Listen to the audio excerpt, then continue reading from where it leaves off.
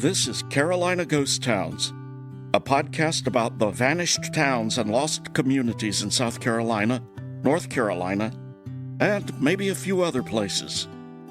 I'm your host, Tom Taylor.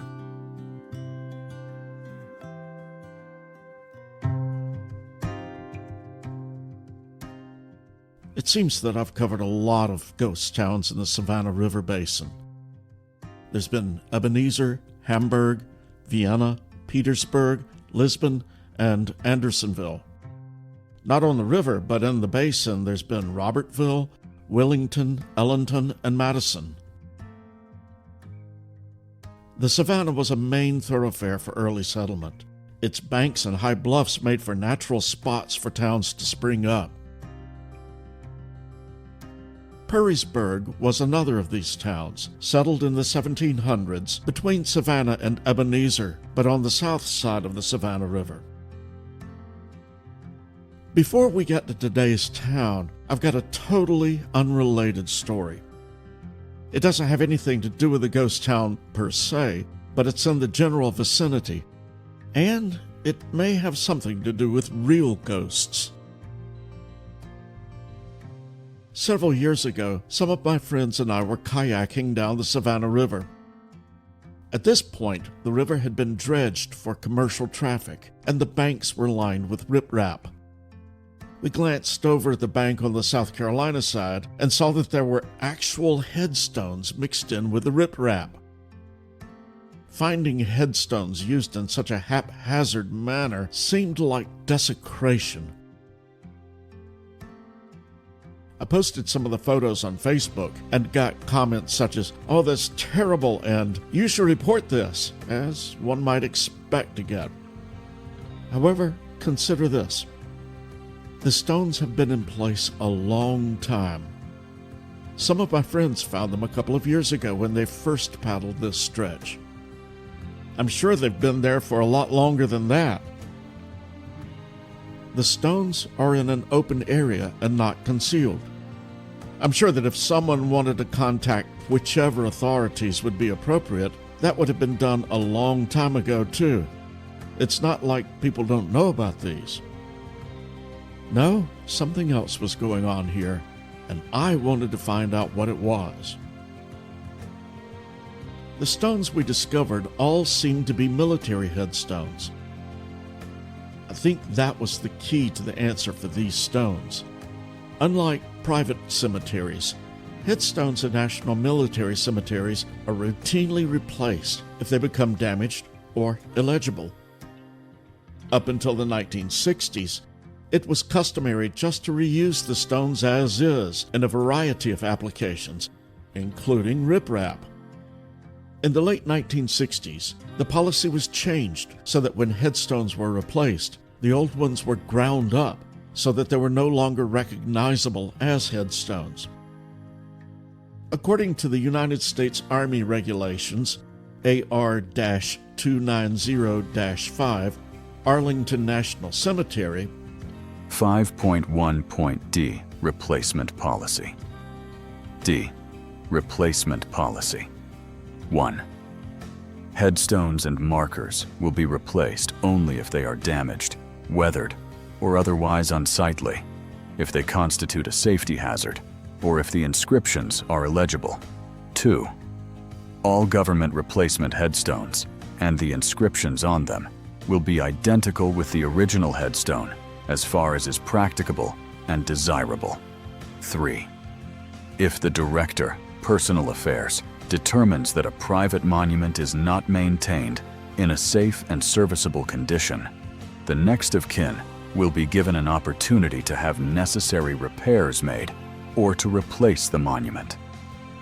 If the next of kin cannot be located or will not accept responsibility for repairing or replacing the monument, the Department of the Army reserves the right to remove it from the cemetery and have it replaced with a standard government headstone or marker.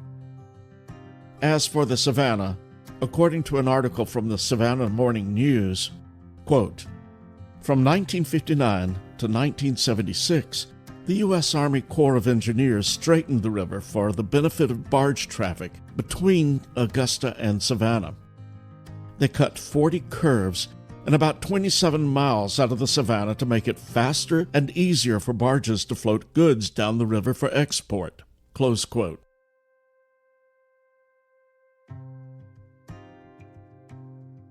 One of these headstones was very clear and had the name Ted R. Horton. When we looked up the name on Find a Grave, we saw that Sergeant Horton had a nice, clean headstone in a military cemetery in Beaufort. So it looks like Sergeant Horton's headstone is in place, and that this one was either flawed or damaged and replaced. The dates work out, so it looks like the damaged headstone was used in the 1959 work done on the river. Even with the mystery solved, it made the encounter no less creepy. But let's get back to the reason we're here. Today's ghost town is about 25 miles downstream from where we found the headstones. Today, we'll visit the town of Purrysburg, settled by French Huguenots.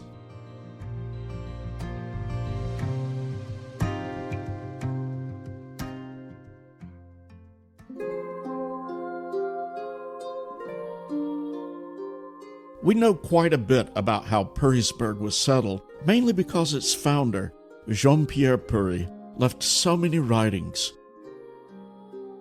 Many of these portray him as an adventurous character with some interesting ideas.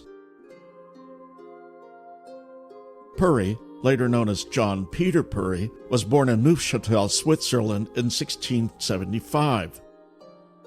While he was best known as the founder of a town based on religious freedom for French Huguenots, his main life's goal was profit. Purry started out as a wine merchant. He became involved with the Dutch East India Company and traveled all over the world, seeking a place not only to colonize, but to find his fortune. Through his travels, which even included a journey to Australia, Purry became convinced that the best climate for settlement was found at 33 degrees north or south of the equator. Purry returned to Europe in 1717 and presented a plan to the Dutch East India Company for establishing a Swiss colony in Australia at 33 degrees south latitude. The company turned him down, but Purry didn't give up. If the south didn't work out for him, then he would try 33 degrees north latitude in North America.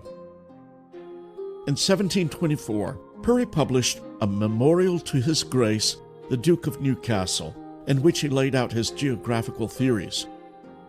Apparently, the notion that the angle of the sun's rays affecting climate was a novel notion, and Purry claims that he was the first to think of this. We will find that the best countries of the world ought to be on or about the 33rd degree of latitude. This is moreover verified by experience, and all the countries of our globe, as Barbary, Syria, Egypt, Persia, Mogolistan, China, Japan, and generally speaking, all others, are rich and productive only in proportion to their proximity to this degree, unless indeed they should here and there be found of sandy, marshy, or rocky character, or of no value, where fruit-bearing plants cannot come to perfection. We must note this carefully. In accordance with this principle, it follows necessarily that Carolina and New Mexico on the northern side, and Chile and Rio de la Plata on the southern, are, regarded as a whole, the best countries in America because they are situated on or about the 33rd degree of latitude. This conclusion cannot be questioned. The undersigned Jean Pierre Purry dares to maintain without presumption that he believes himself to have been the first who located the best climate at the 33rd degree of latitude. And he will persist in this opinion until he finds someone who will convince him that he is mistaken in his calculations.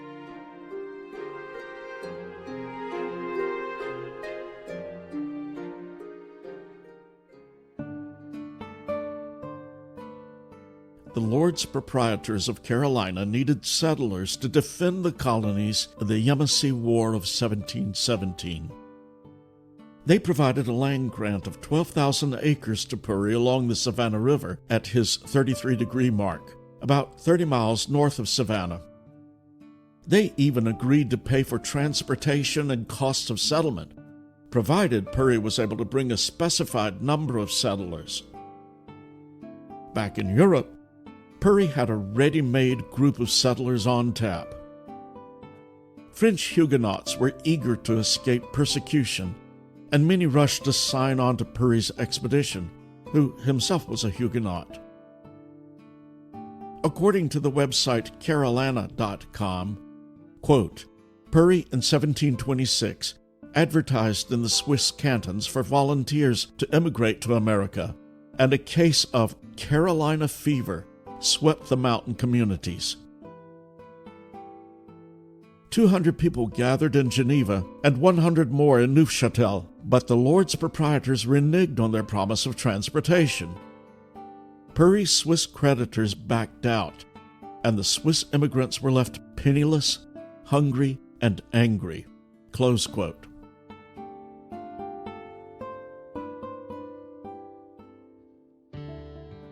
In 1729, the Lords Proprietors relinquished control of the Carolinas to the Crown, who had more interest in bringing settlers as a buffer against the French and Spanish settlers.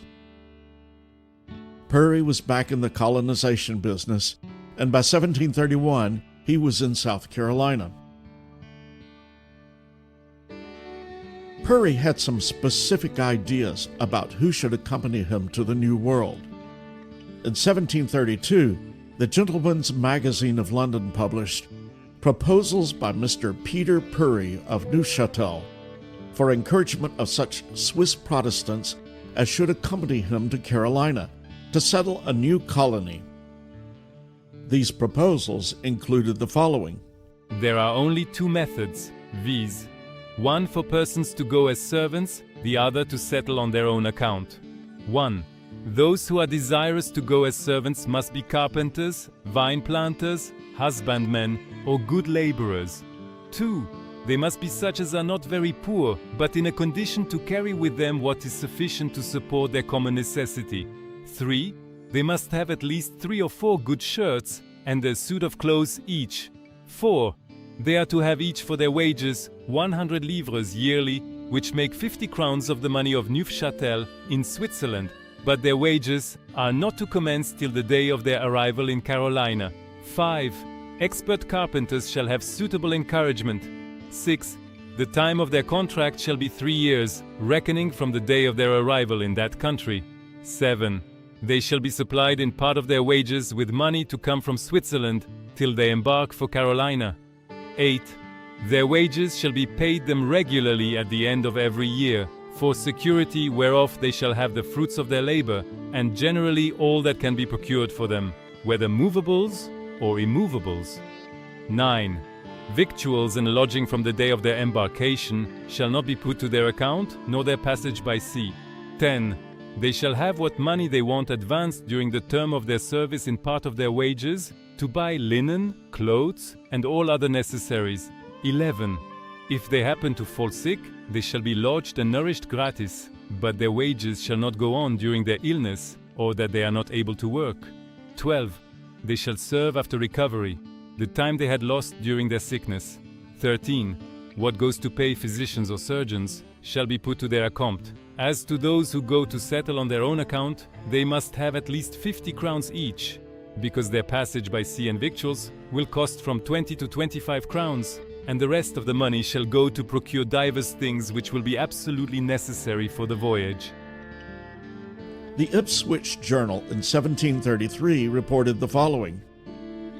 By the last ships from Carolina came letters from Monsieur Purry, who in October last sailed with about 150 Swiss families, which were embarked in 2 ships at Calais to settle on the north side of the river Savannah, opposite to the colony of Georgia, with the following account. On their arrival there in December, they began to clear the land with setting fire to the bushes and shrubs, which that part of the country most abounds with. 'Tis added that the Swiss had begun to build the town which is to be called Purrysburg, and to plant corn and hemp, which grow so well that they were like to have as good a crop, as it seems is common in that country for the first year as ever, and a second embarkation of Swiss of 150 families more will sail for that settlement. By 1736, there were 100 houses and as many as 450 settlers in the new town. It grew to be the second largest city in what was then Beaufort County.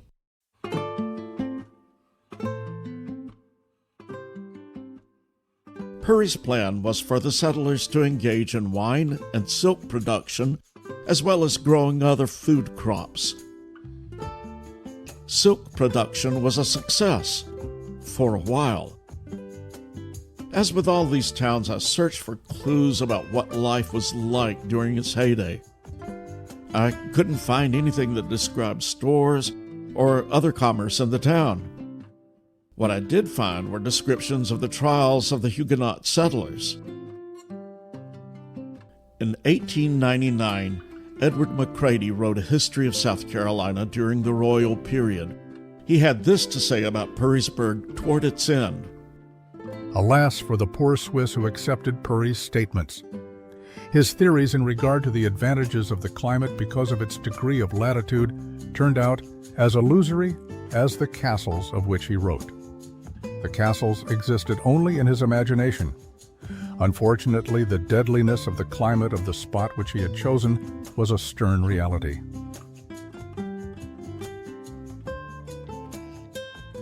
It turns out that Purry's 33-degree settlement was not perfect. The land wasn't suitable for the types of crops they wanted to grow. There were disputes between the French and German-speaking settlers. There were also legal disputes about overlapping and non-existent land grants for individuals. On top of that, malaria took its toll on the population. In 1736, Jean Pierre Purry, or John Peter Purry, as the English called him, died. With him died the dream of his settlement, and things started to fall apart. It took a while. Settlers moved to the new town of Ebenezer across the river, or down to coastal towns like Savannah and Beaufort. Purry's son, Charles, moved to Beaufort and became a successful merchant in the area. According to the Carolana website, quote, "The Purrysburg settlement did not thrive. It never developed a strong agricultural base and only survived because it was the principal crossing of the Savannah River on the King's Highway from Charlestown to Savannah." In 1747, Purrysburg became the seat of St. Peter's Parish along the Savannah River, and Reverend Henry Schiffel was sent by the Society for the Propagation of the Gospel, the SPG, in foreign parts to organize the Anglican Church there. Though Reverend Schiffel struggled for many years, neither the town nor the established church prospered. Henry Schiffel's son, Polytheus, moved off to Charlestown to become a successful merchant. While old Purrysburg did not prosper, the descendants of the Swiss pioneers who settled there became some of the most productive and influential citizens in the old Beaufort district. They formed the core of the Huguenot influence in that region. Close quote.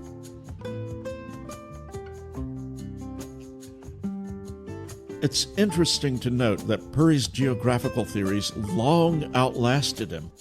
Translations of his theories into English became popular. In 1744, the Daily Gazetteer in London published the following ad. This day is published, price 1 shilling, a method for determining the best climate of the earth, on a principle to which all geographers and historians have been hitherto strangers. In a memorial presented to the governors of the East India Company in Holland, for which the author was obliged to leave that country, by Jean Pierre Purry, translated from the French printed for Monsieur Cooper, in Pater Noster Row.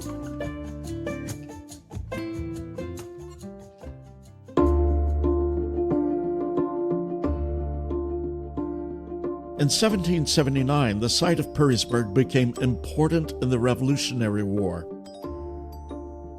It was a strategic location for monitoring traffic on the Savannah River and served as the primary headquarters for General Benjamin Lincoln and the Continental Army of the South. In April of that year, British forces attacked the Purrysburg location, forcing the Patriot troops to withdraw.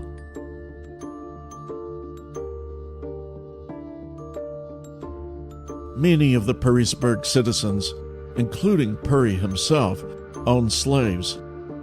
I found one ad in the local news from Purry about a runaway slave. Several of these enslaved Africans fought on the side of the British, and after the war they did not return to their owners. These Maroons, as they were called, took refuge in the swampy areas along the Savannah. One in particular, a former slave named Titus, led raids against farmers all along the river. A 1795 advertisement offered a $50 reward for his return and said that he was, quote, a known villain who has been concerned in most of the robberies that have been committed on the inhabitants of this city and the swamps of Savannah River as high up as Purrysburg, close quote. Titus led many slaves to freedom in Florida. He was captured and imprisoned in the Castilla de San Marcos in St. Augustine for 2 years. He managed to escape and returned to the Purrysburg area to continue his work. A post office was established in Purrysburg in 1822, but by 1848, it had closed. Purrysburg still shows up as a significant settlement in Robert Mill's 1825 atlas. Fast forward to the 1860s. Purrysburg also played a part in the Civil War. It became a staging area for Sherman's March to the Sea. A historical marker at the site has this information. Upon reaching Purrysburg, Colonel John Coburn's 2nd Brigade noted that the town was deserted, the houses were in ruin, but not due to the war. Purrysburg had been abandoned years before, exact date unknown, and nothing was left but a few ruins. Jackson and his troops followed Ward to Purrysburg. There, just like General Prevost during the Revolutionary War, the troops' progress was temporarily halted due to flooding rains and deep mud. When the troops finally departed to burn and pillage their way through the county, the 33rd remained at Purrysburg building substantial quarters, improving the camp and guarding supplies. The Purrysburg site is located in what is now Jasper County, just northeast of the town of Hardeeville. A moss-covered lane leads down to the site, but nothing of the old town remains. The area now has several elegant riverside homes. There is a historic cemetery, but almost all of the interments came after the town was gone. That cemetery is still in use. Near the cemetery is a historical marker for the settlement, as well as a stone cross which reads, quote, the site of Purrysburg, the settlement of Swiss and Huguenots, established here in 1733, close quote. Even though the town is gone, its legacy remains. Many of the prominent families from Purrysburg moved to Beaufort and Charleston. Many streets in Charleston bear the names of these families, and there are still several large Huguenot churches in the city. I have kayaked this section of the Savannah River, but there are no signs of the settlement from the riverbank. We did come across an old sunken tug in the river, but it probably had nothing to do with the town. When we took this trip, there was a North American Indian powwow taking place at Millstone Landing, just south of Purrysburg. As we approached the site, the sound of tom-toms and other drums in the distance added another layer of mystery to the trip.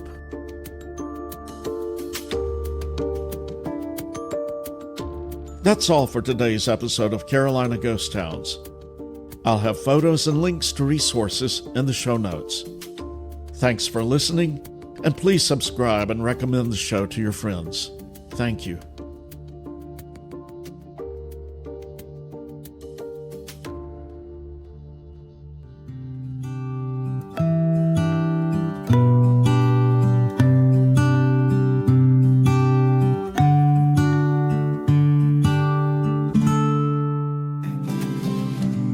In this southern ghost town, we found a story untold.